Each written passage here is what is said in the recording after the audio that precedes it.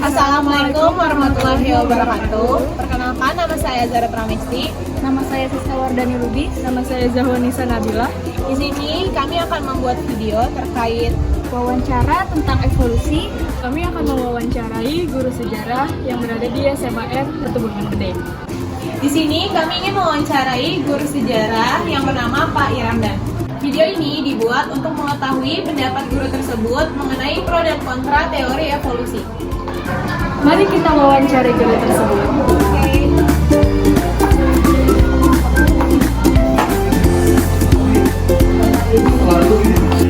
Baik, kita sudah bertemu dengan guru yang akan kita wawancarai. Proses wawancarai akan segera kita dimulai. Baik ya Pak, saya izin mewawancarai. Yang pertama, nama lengkap dari Bapak sendiri Ramdan, beserta gelarnya. MPD. Berarti Bapak Iramdan MPD. Iya. Usia atau umur? 45. Pengalaman mengajar? Di SMA dari 2007. Asal perguruan tingginya Pak?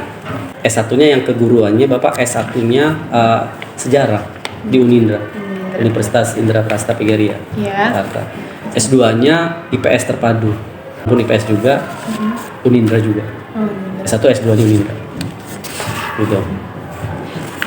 Oh ya, jurusan waktu kuliahnya itu ya tadi. Ya, S1-nya pendidikan sejarah, S2-nya pendidikan Hmm. IPS. Berarti nginclude ya, ada sejarahnya juga kalau IPS. Baik. Ya. Saya akan melanjutkan ke pertanyaannya terkait teori evolusi. Yang pertama, apa yang Bapak ketahui tentang teori evolusi? Teori evolusi secara umum yang Bapak ketahui, sependek pengetahuan ya, Iya. sependek pengetahuan Bapak, itu yang mengatakan bahwa manusia keturunan dari kera ya.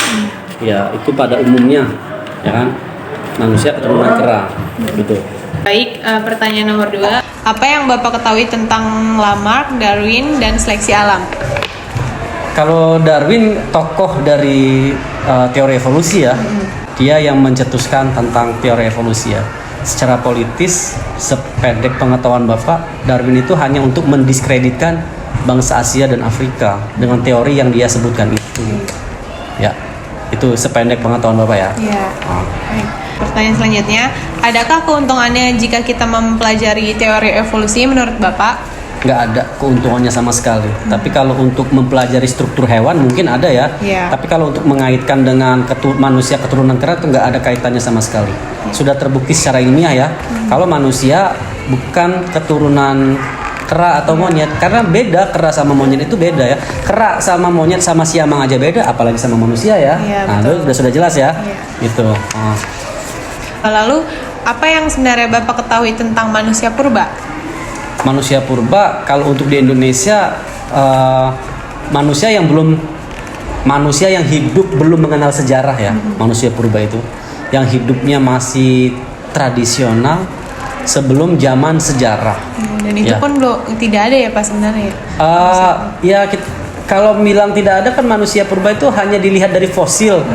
Mereka mengira-ngira sepertinya seperti ini ya, seperti kayak orang hutan lah dulu, zaman dulu ya. Mereka berkehidupan berkelompok dan nomaden, ya kan, nomaden ya, pindah-pindah. Ya ada, cuman kita kan nggak bisa lihat, cuman hanya mengira-ngira. Oh ini fosilnya loh.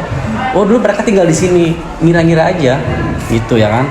Hanya hasil dari perkiraan para ahli lah, gitu ya kan. Ada apa enggaknya ya, wallahu alam ya. Gitu ya. Cuman ya mungkin ada lah ya kan, mungkin aja ya. Gitu. Selanjutnya, siapakah nenek moyang manusia menurut teori evolusi? Kalau menurut teori evolusi Darwin, nenek moyang manusia bertentangan dengan teori agama. Iya. Dia bilang monyet, kan kita udah jelas dalam semua agama bahwa manusia itu keturunan Nabi Adam. Iya. Ya, dalam Islam udah jelas Adam dan Hawa. Kalau di agama lain bilang ada yang disebut Adam and Eva ya kan, itu ya. Berarti nenek moyang manusia dalam Islam, karena kebetulan bapak agamanya Islam. Iya. Ya sudah jelas bahwa bapaknya manusia itu Adam dan ibunya Hawa. Itu ya. Selanjutnya akan disampaikan oleh teman saya. Ya.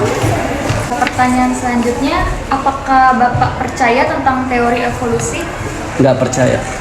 Dan Bapak nggak percaya Darwin. Ya, gitu. Nggak percaya omongannya dia.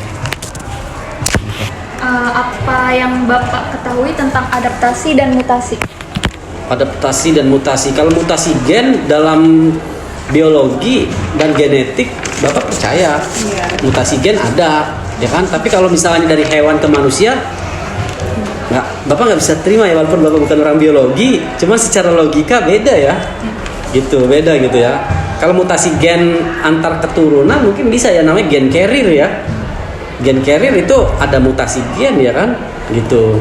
Gen carrier maksudnya anak keturunan pertama misalnya keriting, kedua enggak, ketiga enggak, tapi anak yang pertama nikah sama orang bisa jadi keturunan kedua ketiganya keriting juga gitu. Itu mutasi gen kan, gitu ya. Itu sependek pengetahuan Bapak yang bukan orang biologi ya. Iya. Cuma Bapak suka baca-baca gitu ya. Benar-benar. Terus gimana? Agama Bapak Islam. Islam. Apakah agama Bapak mendukung teori evolusi? Enggak lah, Tidak enggak ada. Islam tidak mendukung teori evolusi. Kan sudah jelas bertentangan, tidak perlu diungkapkan mendukung apa enggak. Ya sudah jelas enggak ada. Ya kan gitu. Islam enggak ada. Gitu. Siapakah manusia pertama menurut agama Bapak? Menurut Al-Quran, hadis? Ya, sudah jelas ya. Menurut Al-Quran dan hadis, manusia pertama itu Nabi Adam. Tidak hanya dalam agama Islam ya, agama-agama lain pun mempercayai bahwa manusia itu keturunan Nabi Adam. Gitu ya. Apakah teori evolusi bertentangan dengan agama Bapak? Jelas. Sangat bertentangan dan tidak sinkron. Ya, jangankan dengan agama, dengan logika aja nggak nyambung. Ya kan? Teori evolusi itu jangankan dengan agama, dengan logika pun nggak nyambung. Karena agama tuh ada dua dalil, dalil nakli sama dalil akli, ya kan? Akli berarti akal, ya nyambung dong akal, ya kan gitu. Apakah teori evolusi masih layak diajarkan di sekolah-sekolah? Kalau Bapak punya kebijakan, Bapak minta hapus, Iya, betul. ya kan? Cuman diubah konsepnya bahwa ada dulu manusia yang mengatakan bahwa manusia keturunan kera atau monyet. Perlu ada ini orang yang salah ucap atau memang lagi pola pikirnya lagi gimana, ya kan? Ternyata dia hanya untuk merendahkan bangsa Asia dan Afrika. Dia penelitiannya lebih banyak di Asia dan Afrika, mengatakan bahwa manusia itu keturunan kera, ya kan gitu. Dan udah ditolak di Australia kan, nggak terima orang-orang, ya kan gitu. Sudah jelas kan teorinya nggak masuk akal. Ya kan gitu. Nggak cocok buat dipelajari lagi Nggak di sekolah. cocok lah buat apa. Jadi untuk yang cocok, coba kita jelaskan secara logika aja. Monyetnya masih ada kan sekarang, ya kan? Berubah-berubah. Kera masih ada, monyet masih ada, siamang masih ada. Itu keturunan, itu pun nggak dibilang monyet keturunannya King Kong, ya kan? Beda lagi, mereka tuh beda jenis, beda ras, ya kan? King Kong, siamang, monyet, ya kan? Satu lagi ada monyet ekor pendek, monyet ekor panjang, ada monyet yang agak-agak ganteng, rambutnya lurus, ya kan? Gitu. Ada yang monyet pesek, ada monyet pancung. Nah, itu pun sudah jelas klasifikasinya. Masa disamain sama manusia, ya kan gitu. Udah jelas kan? Kalau memang nggak bisa diterima logika kan? Karena monyetnya masih ada, keranya masih banyak. Kecuali kalau keranya nggak ada, tinggal kita, itu evolusi, ya. Sudah Bapak katakan di teori evolusi kendaraan, ya kan? Teori evolusi HP aja. Dulu Nokia kan nggak bisa kirim gambar. Dikatakan ini keturunan Nokia. Percaya nggak? Percaya kan? Karena kan hanya bisa SMS, kita udah nggak pakai. Kita udah ada WA, ya kan gitu. Kirim suara bisa, by phone bisa, ya kan? Ini evolusi dari penemuan teknologi komunikasi, ya kan gitu. Sekarang edisi terakhir seperti ini modelnya, seperti ini. Tapi edisi Bapak SMA dulu tahun-tahun 95-96, HP itu gede segini. Ya kan, cuman bisa nelpon sama SMS. Itu aja udah, ya kan. Ada nada dering pun udah keren banget dulu, ya kan gitu. Nah, itu berevolusi, sekarang jadinya begini. Masih ada nggak Nokia? Ada di museum, tapi udah nggak beredar kan. Mau beli nggak ada itu. Nah, harusnya kalau misalnya manusia keturunan monyetnya udah nggak ada, keranya udah nggak ada, udah tinggal di museum-museum, ya gitu. Tapi nyatanya masih banyak di Ragunan, ya kan gitu. Berarti udah terbantahkan ya. Dari seorang bapak yang memang bukan ahli sudah bisa mematahkan teorinya gitu. Oke, ya kan? Selanjutnya, apa yang Bapak ketahui tentang Zionisme, Freemason, Illuminati, dan Dajjal? Oh iya. kalau secara politik Israel udah jelas ya, penjajah yang menduduki tanah Palestina. Kalau Dajjal udah jelas juga ya dalam Al-Quran, kalau dia nanti turun di akhir zaman. Pengikut-pengikut Dajjal ya sekarang udah mulai berkeliaran secara umum ya, pengikut-pengikut Dajjalnya ya kan. Ya dalam agama udah jelas ya, kalau itu untuk di akhir zaman ya kan. Oke, Dajjal nanti akan muncul ya. Tapi mudah-mudahan kita bukan termasuk hamba-hamba yang menyaksikan Dajjal turun, ya kan? Dan kita tidak termasuk hamba yang menyaksikan kiamat. Kan Nabi bilang umat terburuk adalah umat yang menyaksikan kiamat, ya kan? Gitu. Mudah-mudahan kita nggak menyaksikan, gitu ya kan? Oke. Kemudian, mengenai teori evolusi, apakah Bapak mendukung, menolak, atau ragu-ragu? Berikan alasannya, Pak. Ya jelas menolak lah, ya kan? Kalau untuk teori evolusi menolak dulu. Waktu Bapak SMP, SMA udah dijelas-jelasin tuh, agak-agak. Oh iya sih, masa sih gitu? Udah nggak yakin. Padahal Bapak tuh masih SMP, udah nggak ya? Masa sih keturunan monyet? Udah nggak bisa terima waktu SMP, SMA juga. Nggak bisa terima juga waktu kuliah. Kan ada antropologi ya mata kuliahnya. Ada antropologi budaya, ada antropologi politik, ada antropologi ekonomi.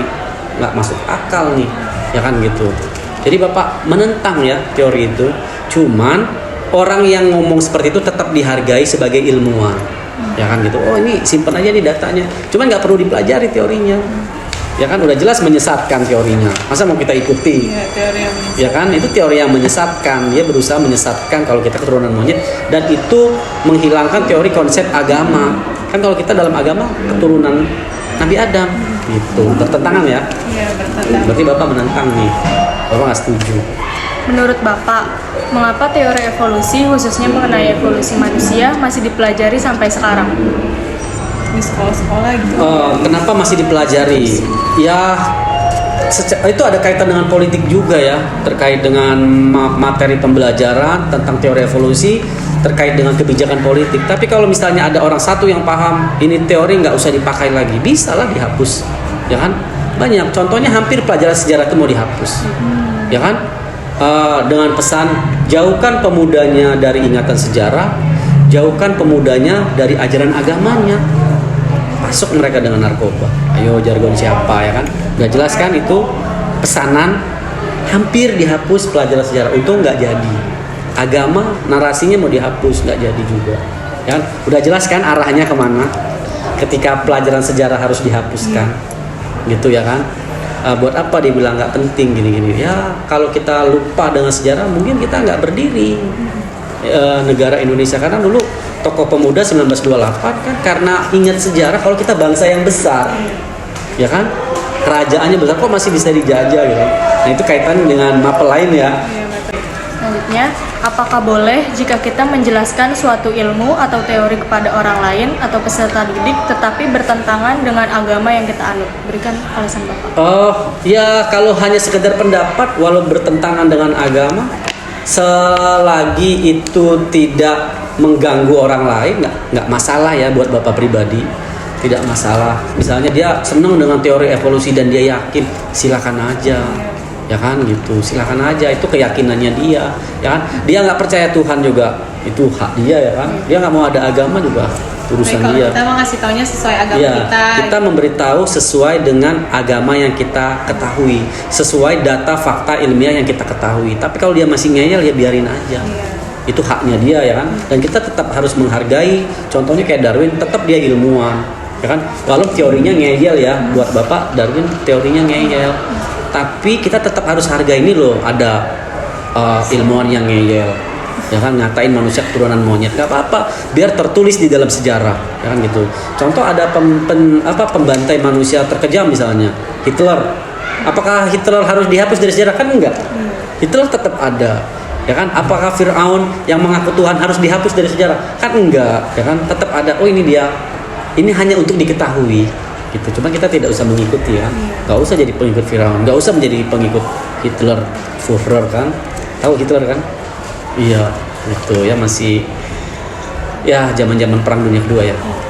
Yang terakhir, bagaimana cara Bapak menjelaskan teori evolusi, khususnya evolusi pada manusia kepada peserta didik?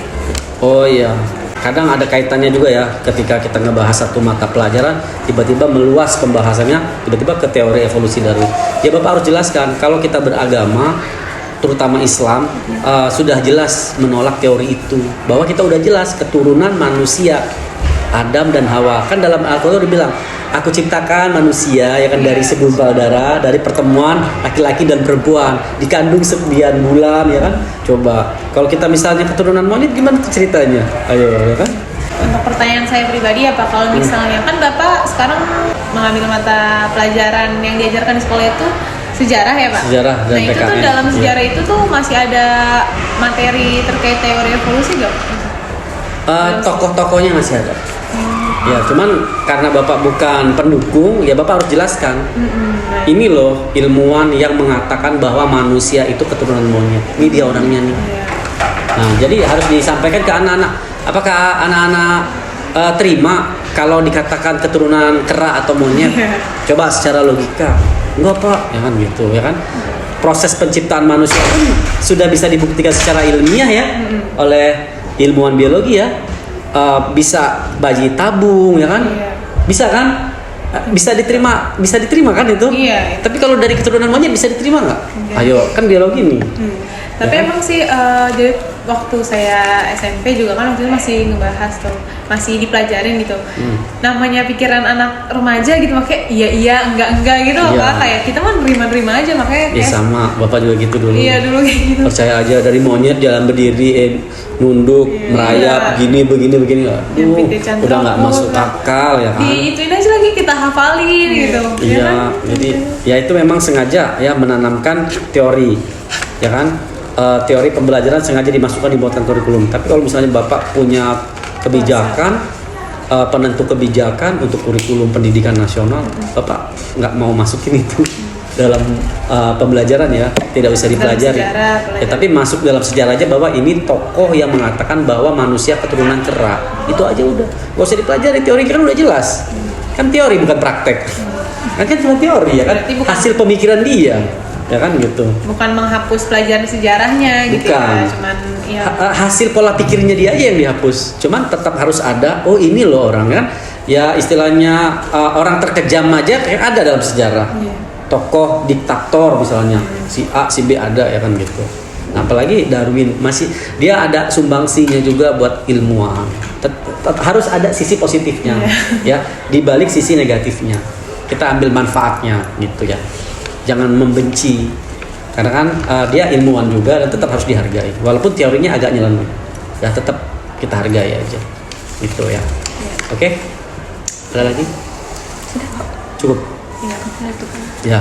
Nah sekarang Bapak yang tanya, dari kalian bertiga pendukung apa tidak mendukung teori itu? nih dulu pendukung nih Pak. Coba yang pendukung siapa nih? Kenapa kamu percaya? Saya kontra. Siapa namanya?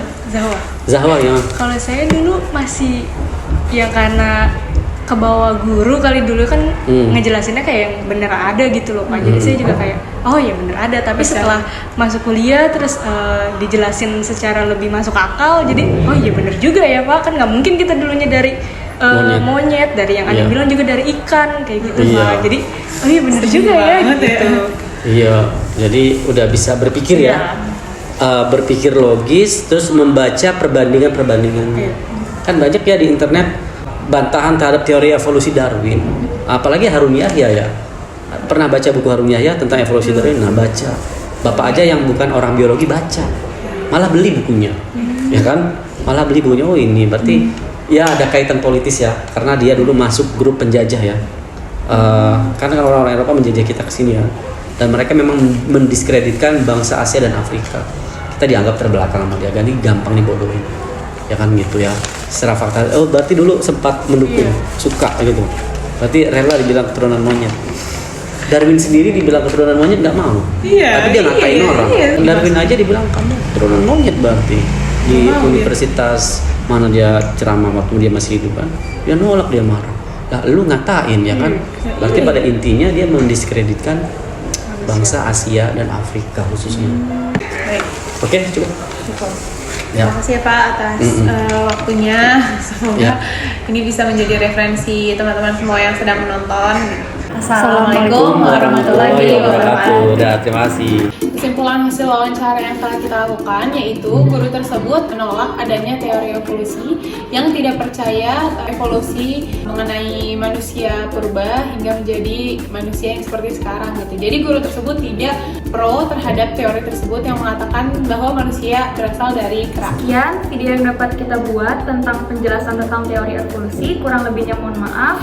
Wassalamualaikum warahmatullahi wabarakatuh.